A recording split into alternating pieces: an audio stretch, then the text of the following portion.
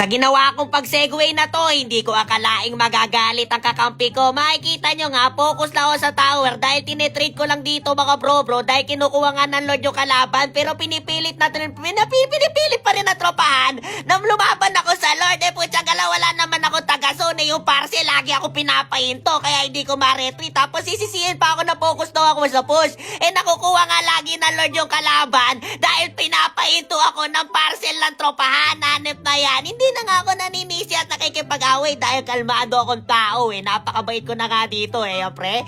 Retry lang daw, hindi pa ako magawa. Sabi ko naman dito mga bro, tahimik lang ako, wala akong sinasabi. Mabait akong tao dito mga bro. Ayan pre, kalmado lang tayo. Pero makikita nyo nga dito, nag-aasim si Gilberto. Kaya ang ginawa niya nung napita siya dito, sinisi na naman ako.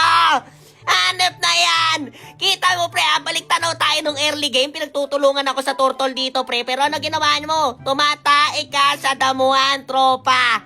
Hanep na yan. Tapos ako sisisihin mo pare na hindi, paano ako magko-contest dito pre? Hindi mo ako tinutulungan. Ako na nga lang ang gumagawa ng paraan para makapush ang tropahan. Kita mo? Nauna pa tayo makamega sa dalawang kalaban dito mga bro kahit lamang sila sa skoran. Ganyan lang gagawin pare. Pwede natin silang segwayan at hindi naman tayo makakalaban dahil hindi naman pang zone ng hero mo, Hilbert.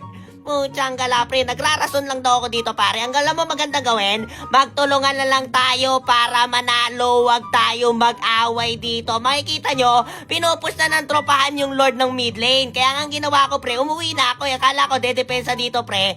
Putsang gala pre, parehas tayo ng utak pare. Tayong dalawa dahilan kung bakit tayo natalo. Hanip na yan. Putsang gala, nagsisisihan pa tayong dalawa. Parehas naman tayo may sariling mundo. Hanip na Gilberto, nag-roam ng hindi pang zone. Tapos naghahanap na paano tayo makakapag-lord. Pinipris nga ako nung parcel. Hanip na yan, talo na naman.